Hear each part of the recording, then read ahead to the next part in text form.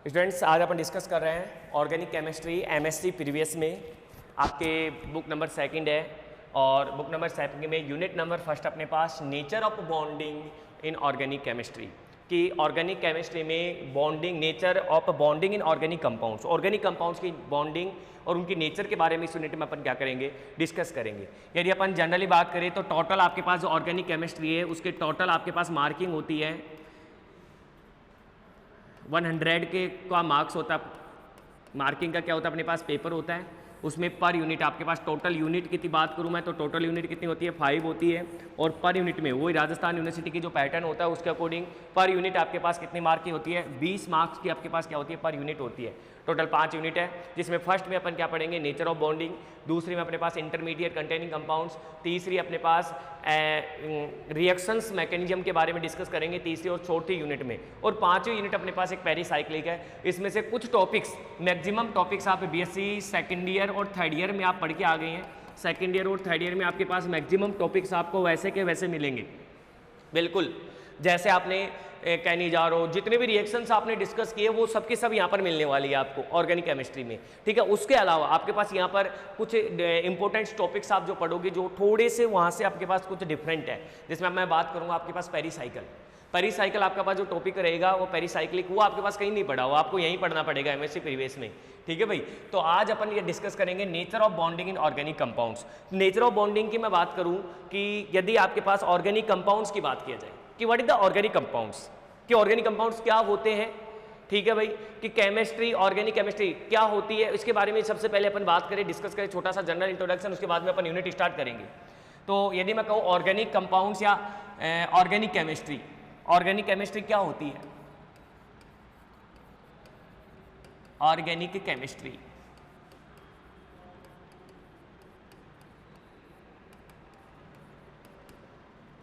Organic chemistry क्या है भाई? ऑर्गेनिक केमिस्ट्री तो अपन कहेंगे कि carbon and carbon containing compounds, ठीक है भाई। Organic chemistry deals with A carbon and carbon containing compounds, कि ऑर्गेनिक केमिस्ट्री में ओनली डिस्कस किया जाता है ऐसे कंपाउंड जिसमें कार्बन होते हैं और कार्बन कंटेनिंग कंपाउंड्स होते हैं, उन्हें अपन ऑर्गेनिक केमिस्ट्री में क्या करते हैं डिस्कस करते हैं। तो ऑर्गेनिक केमिस्ट्री में क्या होता है अपने पास carbon and carbon containing compound, carbon and carbon containing compounds, ठीक है भाई। ऑर्गेनिक केमिस्ट्री में किसको डिस्कस किया जाता है? Only deals with A carbon and carbon containing compounds. तो सबसे पहले बात कर ले अपन कार्बन क्या होता है। तो कार्बन की मैं बात करूं, कार्बन एटॉमिक नंबर कितना होता है 6 है, इलेक्ट्रॉनिक कॉन्फ़िगरेशन क्या होता है 1s2 2s2 और 2p2, राइट। इलेक्ट्रॉनिक कॉन्फ़िगरेशन क्या होता है अपने पास 1s2 2s2 2p2, ठीक है भाई। ग्राउंड स्टेट में क्या होता है अपने पास? ग्राउंड स्टेट में इलेक्ट्रॉनिक कॉन्फ़िगरेशन की मैं बात करूं कार्बन, क्योंकि कार्बन को डिस्कस कर रहे हैं तो पहले कार्बन के बारे में तो पता होना चाहिए कि ऑर्गेनिक कंपाउंड्स होते क्या हैं। तो अपन बोले कि कार्बन कंटेनिंग कंपाउंड्स, तो सबसे पहले कार्बन के बारे में पता होना चाहिए कि कार्बन क्या होता है, ठीक है। तो अपन कहते हैं कार्बन का एटॉमिक नंबर 6 होता है, इलेक्ट्रॉनिक कॉन्फ़िगरेशन ये होता है। ग्राउंड स्टेट में इसका इलेक्ट्रॉनिक कॉन्फ़िगरेशन की मैं बात करूं तो आपके पास क्या हो जाएगा 2s में अपने पाज कितने इलेक्ट्रॉन होते हैं 2, और 2p में भी अपने पास कितने इलेक्ट्रॉन होते हैं 2, 2px 2py और 2pz, उनमें भी अपने पास कितने इलेक्ट्रॉन प्रेजेंट होते हैं 2 इलेक्ट्रॉन्स प्रेजेंट होते हैं, ठीक है भाई। एक्साइटेड स्टेट की मैं बात करूं, एक्साइटेड स्टेट, यदि मैं एक्साइटेड स्टेट की मैं बात करूं आपके पास तो एक्साइटेड स्टेट में कितने इलेक्ट्रॉन को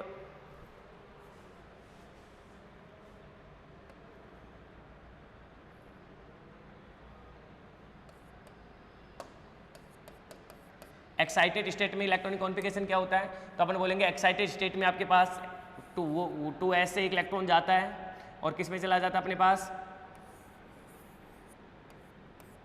2p में, ठीक है भाई। ये होता है एक्साइटेड स्टेट इलेक्ट्रॉनिक कॉन्फ़िगरेशन।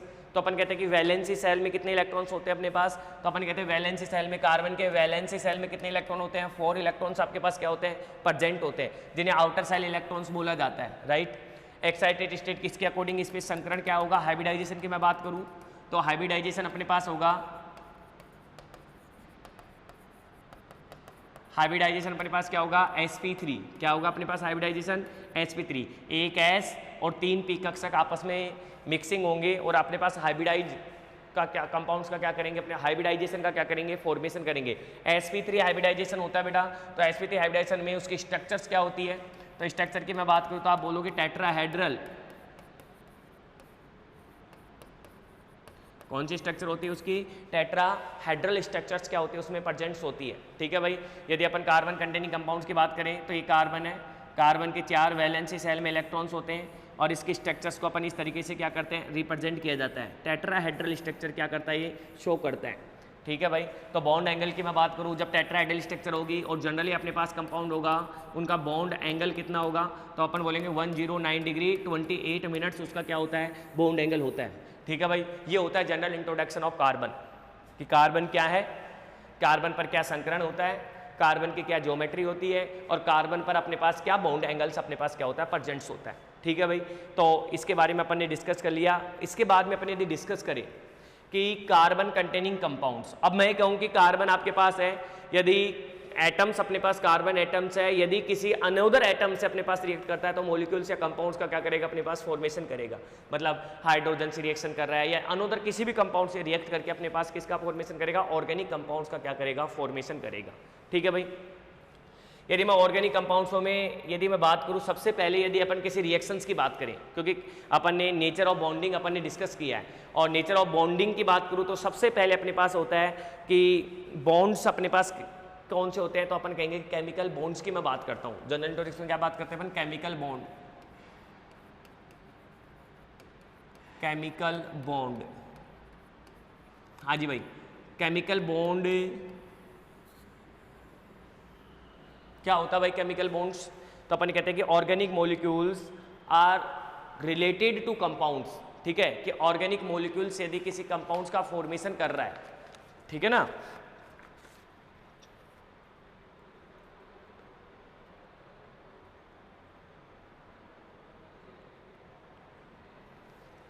ठीक है। केमिकल बॉन्ड क्या होते हैं अपने पास, कि ऑर्गेनिक कंपाउंड्स यदि किसी भी मॉलिक्यूल्स के साथ अपने पास क्या कर रहा है, रिएक्ट करके अपने पास क्या किसका फॉर्मेशन कर रहा है, केमिकल बॉन्ड का क्या कर रहा है, फॉर्मेशन कर रहा है, ठीक है। एक कार्बन कंटेनिंग कंपाउंड्स है, यदि अनोदर मॉलिक्यूल के साथ क्या कर रहा है, अनोदर एटम के साथ रिएक्शन करता है, तो इनके बीच में जो बॉन्ड बनता है उन्हें क्या बोलते हैं अपन, केमिकल बॉन्ड बोलते हैं। जो कि अपने पास केमिकल बॉन्ड्स कितने टाइप्स के होते हैं, तो अपन कहते हैं कि केमिकल बॉन्ड ऐसे ऑर्गेनिक केमिस्ट्री में टोटल कितने टाइप्स के होते हैं, 5 टाइप्स के अपने पास प्रेजेंट्स होते हैं। पहला अपन क्या बोलते हैं, कोवेलेंट बॉन्ड, कोवेलेंट बॉन्ड। दूसरा अपने पास क्या होता है, आयोनिक बॉन्ड, आयोनिक बॉन्ड। तीसरा अपने पास होता है कोऑर्डिनेट बॉन्ड,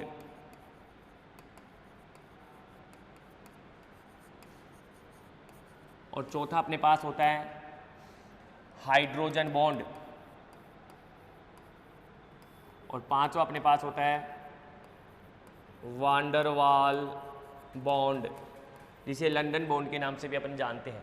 तो अपन कह सकते हैं कि मैक्सिमम कंपाउंड्स अपने पास क्या होते हैं, आपस में मिक्सिंग होते हैं और किसका फॉर्मेशन करते हैं, अपने पास इन बॉन्डिंग का, केमिकल बॉन्डों का क्या करते हैं, फॉर्मेशन होते हैं। जब एक कंपाउंड किसी दूसरे कंपाउंड के साथ मिक्सिंग होता है तो इन कंपाउंडों के बीच में जिस बॉन्ड का निर्माण होता है, जब मिक्सिंग के बाद में जो बॉन्ड बनता है, उन बॉन्डों को अपन क्या बोलते हैं, केमिकल बॉन्ड बोलते हैं। अब एक केमिकल बॉन्ड क्या हो सकता है, कोवेलेंट भी हो सकता है, एक केमिकल बॉन्ड क्या हो सकता है, आयनिक भी हो सकता है, एक केमिकल बॉन्ड कोऑर्डिनेट भी हो सकता है, हाइड्रोजन भी हो सकता है, और अपने पास है वान डेर वाल्स फोर्स या मेटेलिक बॉन्ड भी आपके पास क्या हो सकता है, प्रेजेंट हो सकता है। इन बॉन्डों के द्वारा अपन यदि किसी भी ऑर्गेनिक कंपाउंड्स का क्या कर सकते हैं, अपन फॉर्मेशन किया जाता है। इन्हीं बॉन्डों के द्वारा अपन किसका फॉर्मेशन करते हैं, ऑर्गेनिक कंपाउंड्स का क्या किया जाता है, फॉर्मेशन किया जाता है। सबसे पहले यदि मैं बात करूं कि कोवेलेंट बॉन्ड कैसे बनता है, तो अपन क्या कहते हैं कि वन एटम अपने पास यानी किसी दूसरे एटम के साथ शेयरिंग करता है, इलेक्ट्रॉन्स का शेयरिंग करता है अपने पास। 2 एटम्स इलेक्ट्रॉन के शेयरिंग के बाद में जिस बॉन्ड का फॉर्मेशन होता है, उस बॉन्ड को क्या बोलते हैं अपन, कोवेलेंट बॉन्ड बोलते हैं। ठीक है भाई, sharing of electrons between the 2 atoms, sharing of electron between the 2 atoms, कि यदि इलेक्ट्रॉनों की शेयरिंग के द्वारा यदि बॉन्ड का फॉर्मेशन हो रहा है तो उस बॉन्ड को अपन क्या बोलते हैं, कोवेलेंट बॉन्ड। जैसे मैं कहूं आपके पास कि एक इलेक्ट्रॉन ए, आपके पास कंपाउंड ए है, ए कंपाउंड है, एक दूसरा आपके पास बी है। ठीक है भाई, एक आपके पास ए है और दूसरा आपके पास क्या है, बी है। यदि मैं कहूँ कि एक इलेक्ट्रॉन ए दे रहा है और एक इलेक्ट्रॉन की शेयरिंग बी से हो रही है, तो इनके बीच में जो बॉन्ड बनेगा उस बॉन्ड को अपन क्या बोलेंगे, कोवेलेंट बॉन्ड। क्या बोलेंगे उस बॉन्ड को, कोवेलेंट बॉन्ड। कि sharing of the between the two electrons, कि यदि दो इलेक्ट्रॉनों के बीच में शेयरिंग हो रही है और उनके बीच में यदि बॉन्ड का फॉर्मेशन हो रहा है तो उस बॉन्ड को क्या बोला जाएगा, कोवेलेंट बॉन्ड बोला जाएगा। बताओ भाई कोई दिक्कत है क्या? तो ऐसे ही मैं कहूं कि आयनिक बॉन्ड का क्या होता है, फॉर्मेशन ऑफ आयनिक बॉन्ड, कि यदि two different electronegativity elements present है, two different electronegativity elements present है जिसमें एक एटम के इलेक्ट्रॉन किसी दूसरे एटम के इलेक्ट्रॉन की ओर क्या हो रहे हैं, शेयरिंग हो रहे हैं। One atom electron gives to another atom electrons, जिस साइड इलेक्ट्रॉन जा रहे हैं उसकी इलेक्ट्रोनेगेटिविटी मैक्सिमम होगी और जिस साइड इलेक्ट्रॉन जिससे जा रहे हैं उसकी इलेक्ट्रोनेगेटिविटी क्या होगी, मिनिमम होगी। यदि मैं कहूँ आपके पास ए और बी है और इनके बीच में ये वही ए बी का क्या हो रहा है, फॉर्मेशन हो रहा है, लेकिन हमने देखा कि यहाँ पर ए प्लस और बी माइनस क्या बन रहा है अपने पास, फॉर्मेशन हो रही है। क्या बन रही है अपने पास, ए प्लस,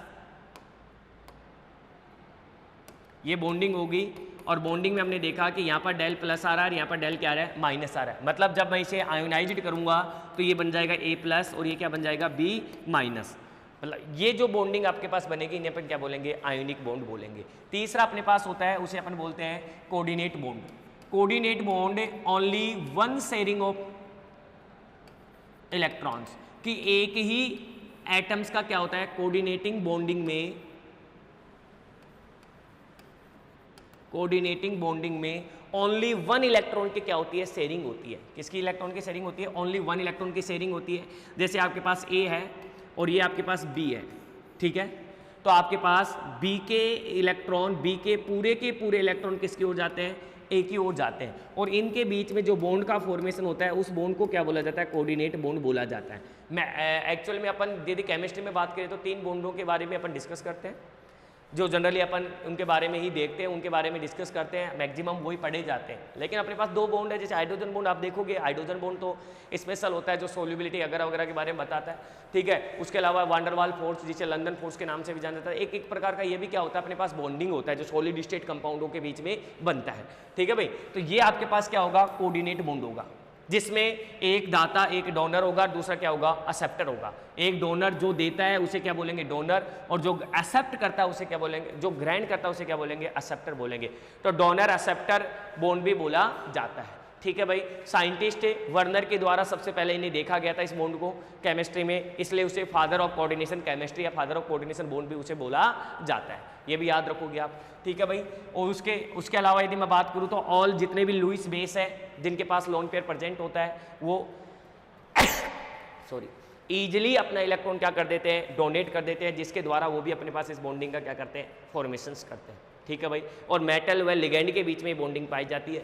डिस्कस करेंगे अपन इनऑर्गेनिक केमिस्ट्री में, अपने पास ये आएगा तो वहाँ पर अपन CFT VVT इनमें बारे में क्या करेंगे, इनका डिस्कशन करेंगे और कुछ आप पहले भी पढ़ के आ चुके हैं, ठीक है।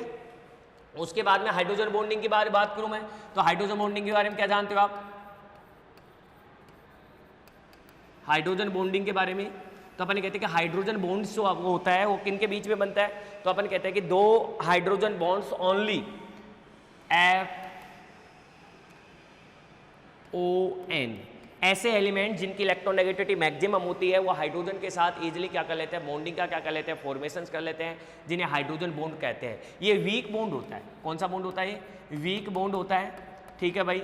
जनरली अपने पास ये पाया नहीं जाता है। वीक बॉन्डिंग का क्या होता है, फॉर्मेशंस होता है। ये ओनली ऐसे एलिमेंट्स होते हैं जिनमें अपने पास हाइड्रोजन बॉन्डिंग का क्या होता है, फॉर्मेशंस होता है।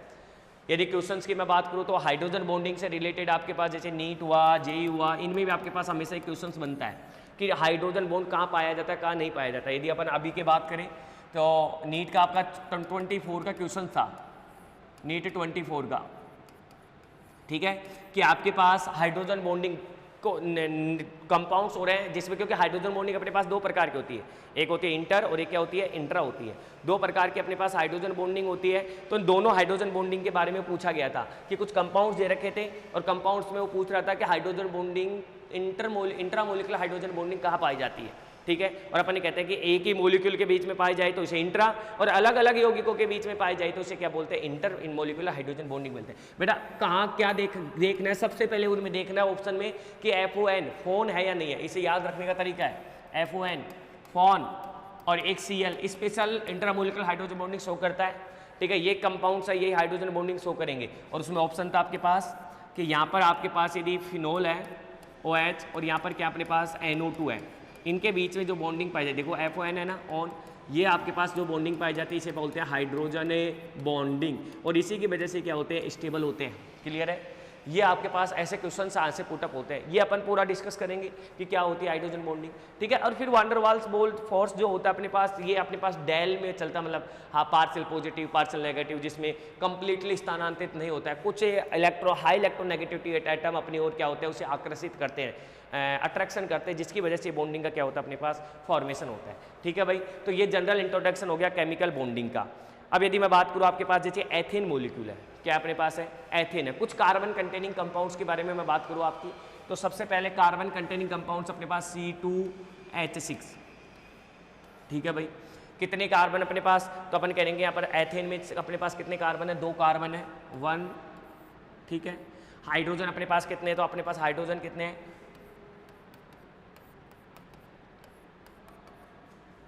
H6, ठीक है। इस पर भी हाइब्रिडाइजेशन क्या हो रहा है अपने पास, तो यहाँ पर भी sp3 हाइब्रिडाइजेशन 1 2 3 4, और यहाँ पर भी क्या हो रहा है अपने पास हाइब्रिडाइजेशन sp3 हाइब्रिडाइजेशन, ठीक है भाई। और यहाँ पर बॉन्डिंग जो कार्बन कार्बन के बीच में बिटवीन द बॉन्डिंग क्या हो रही है अपने पास, सिग्मा बॉन्डिंग का क्या हो रही है अपने पास बॉन्डिंग हो रही है। मैं कह सकता हूँ कि यदि C2H6 का फॉर्मेशन हो रहा है, किसका फॉर्मेशन हो रहा है, C2H6 का फॉर्मेशन हो रहा है, वो किसकी वजह से हो रहा है, sp3 ओवरलैपिंग के द्वारा, sp3 ओवरलैपिंग के द्वारा, ओवरलैपिंग के द्वारा अपने पास किसका फॉर्मेशन हो रहा है, अपने पास C2H6 का क्या हो रहा है, फॉर्मेशन हो रहा है, ठीक है भाई।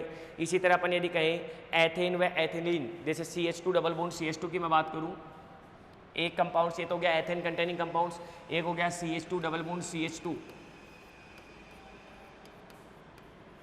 ठीक है।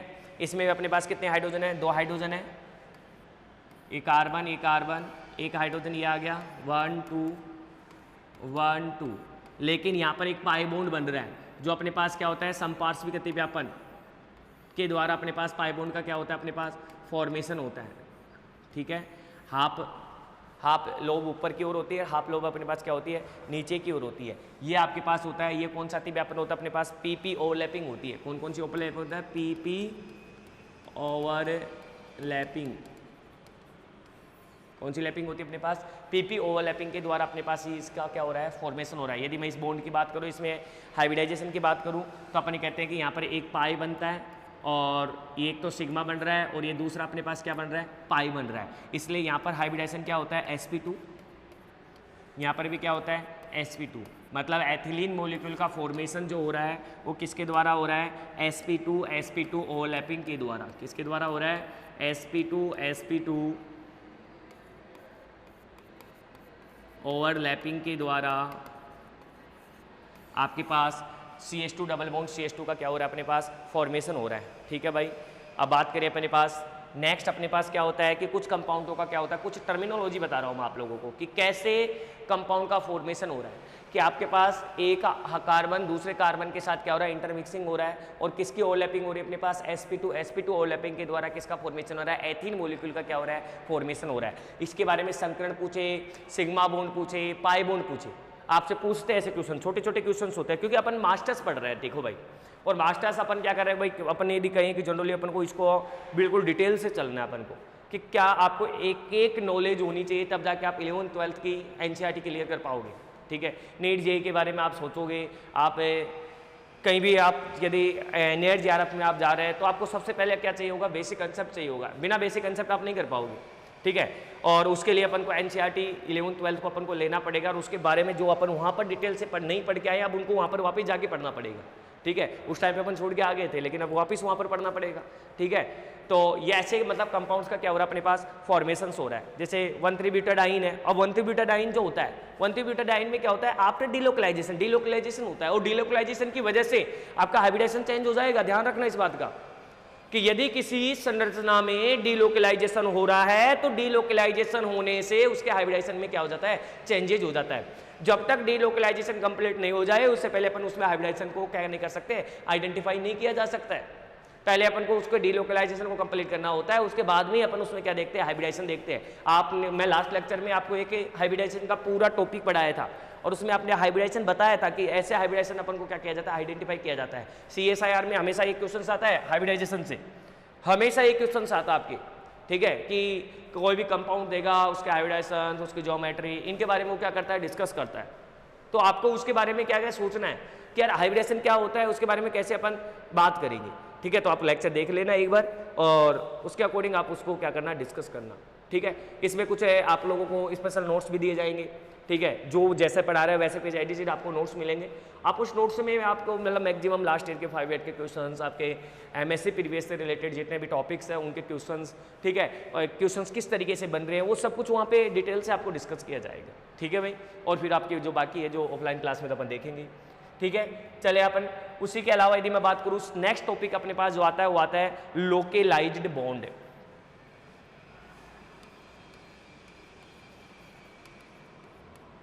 लोकेलाइज्ड बॉन्ड,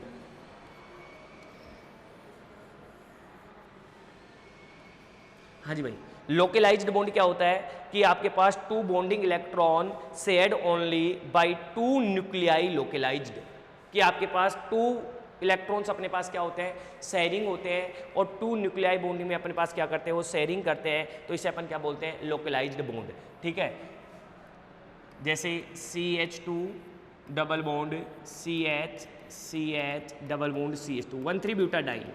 लोकेलाइज्ड बॉन्ड का क्या बोल रहा हूं मैं कि double bond are localized to between the 2 nucleus, कि यदि डबल बॉन्ड का लोकेलाइजेशन अपने पास 2 न्यूक्लियस के बिटवीन होता है तो उसे अपन क्या बोलते हैं लोकेलाइज्ड बॉन्ड बोलते हैं। जैसे मैं कहूँ आपके पास ये यहाँ से यहाँ जा रहा है और ये यहाँ से यहाँ जा रहा है, तो ये बॉन्ड का क्या हो रहा है लोकेलाइजेशन हो रहा है। क्या हो रहा है बॉन्ड का लोकेलाइजेशन हो रहा है, जिसे अपन आगे जाके अनुनाद बोलेंगे। वो क्या होगा डीलोकेलाइजेशन ऑफ बॉन्ड, कि डीलोकेलाइजेशन ऑफ ए बॉन्ड। अभी अपन क्या बात कर रहे हैं ओनली बॉन्ड का क्या हो रहा है लोकेलाइजेशन हो रहा है। मतलब आपके पास यहां से ये क्या जा रहा है CH डबल बॉन्ड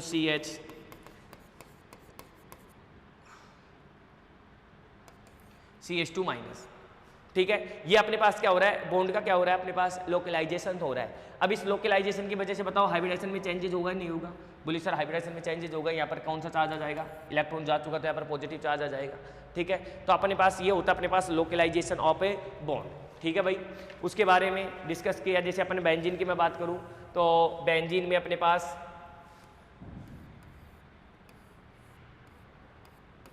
यदि बेंजीन की बात करें तो सभी carbon carbon carbon carbon carbon carbon.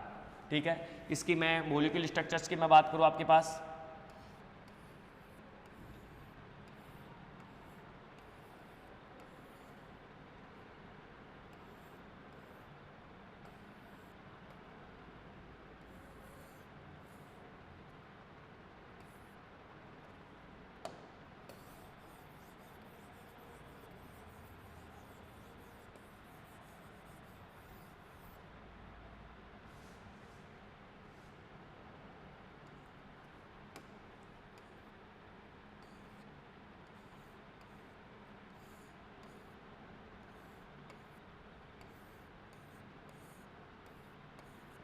ठीक है,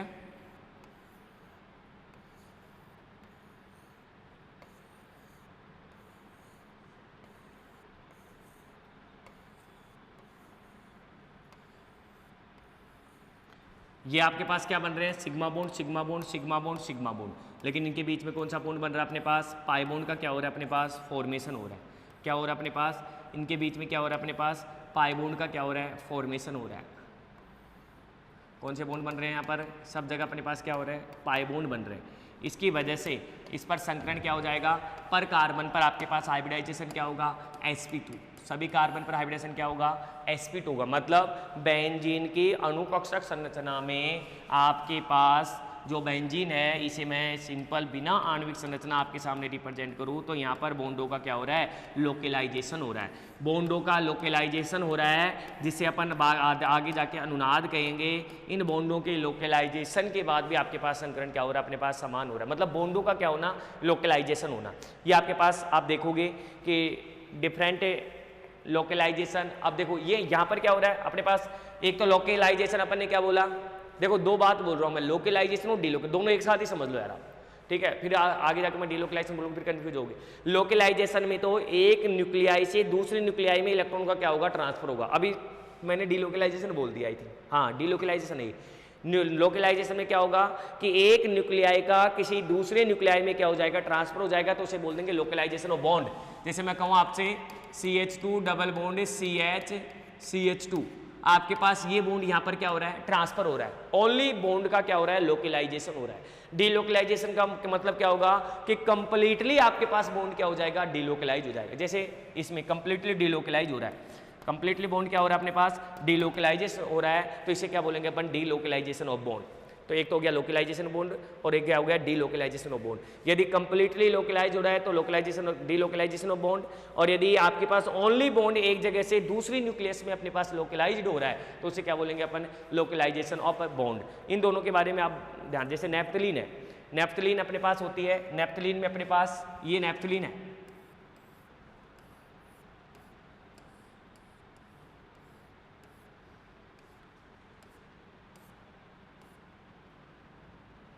ठीक है, ये नेफ्थलीन है। और नेफ्थलीन में आपके पास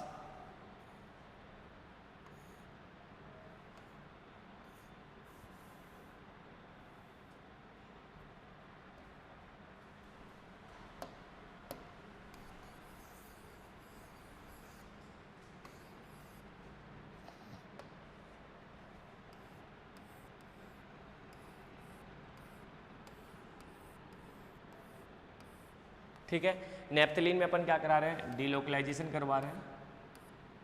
ओके, अब देखो कहाँ से कहाँ डीलोकलाइज हो रहा है अपने पास, तो अपन कह रहे हैं 1 ये यहाँ जाएगा, ठीक है, ये यहाँ जा रहा है, सॉरी ये यहाँ चला जाएगा, ये यहाँ चला जाएगा, ये यहाँ चला जाएगा, ये यहाँ चला जाएगा और यहाँ चला जाएगा।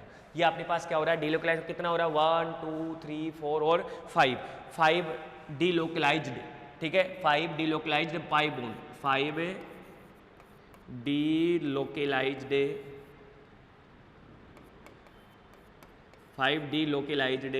Pi bond. तो टोटल इलेक्ट्रॉन्स कितने होंगे इसमें, तो 10 इलेक्ट्रॉन्स आपके पास क्या होंगे, प्रेजेंट्स होंगे, क्योंकि एक बॉन्ड में कितने पाई बॉन्ड में कितने इलेक्ट्रॉन होते हैं, 2 इलेक्ट्रॉन होते हैं, तो टोटल 10 इलेक्ट्रॉन्स आपके पास क्या होंगे, प्रेजेंट होंगे। ये अपने पास क्या हो गया, नेफ्थलीन। ऐसे अपन किसकी बात कर रहे हैं, एंथ्रासीन की। एंथ्रासीन का क्या होता है अपने पास, ये हो गया एंथ्रासीन,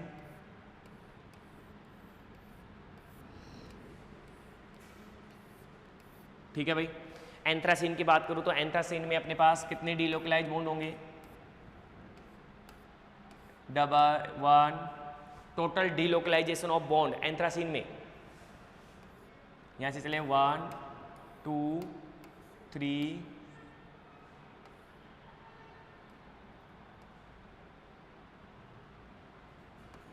4 5 6 टोटल डीलोकलाइजेशन कितने होंगे अपने पास, 7 6 और 7, ये आएगा और ये यहाँ आएगा।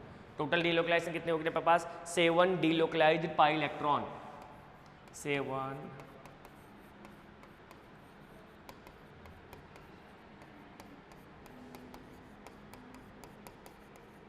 डीलोकलाइज्ड पाई इलेक्ट्रॉन,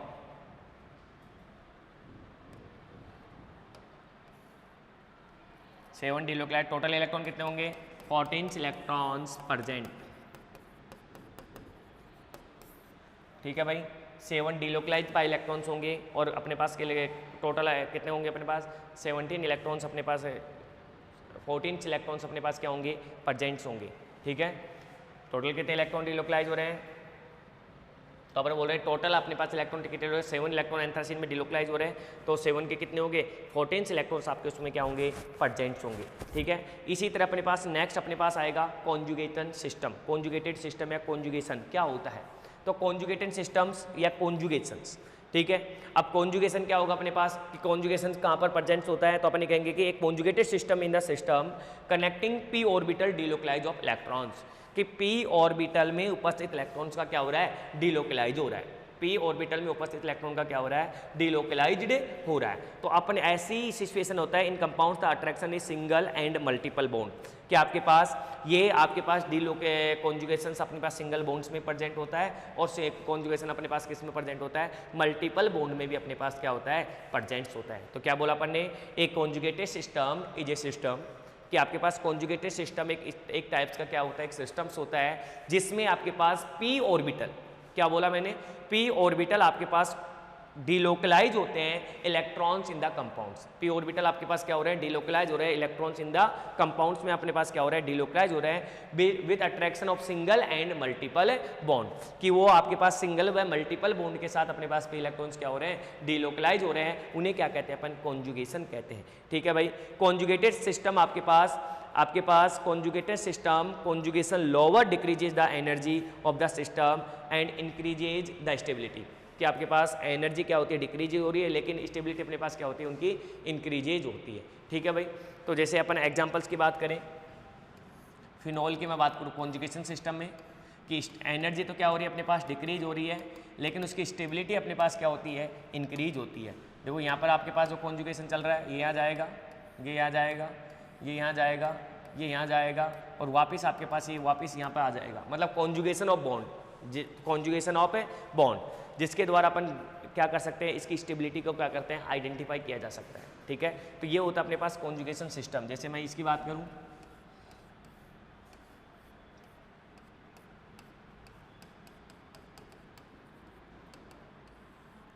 ठीक है, ये यहाँ जाएगा, फिर नेक्स्ट कंप्लीटली कॉन्जुगेशन होगा, जिसे अपन रेजोनेंस बोलने वाले हैं। जस्ट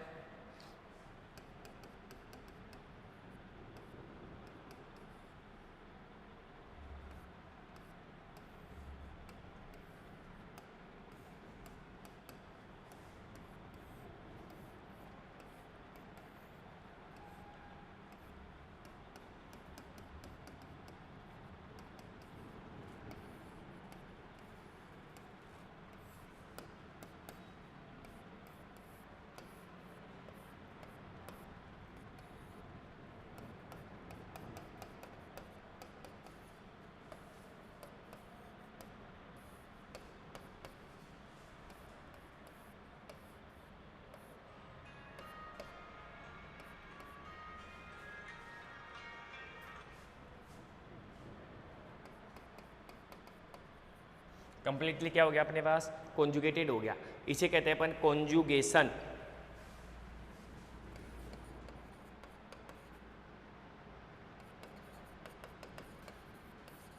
क्या बोलेंगे इसे, कॉन्जुगेशन। ठीक है भाई, इसके बाद अपन क्या करेंगे, कल डिस्कस करेंगे नेक्स्ट टॉपिक को।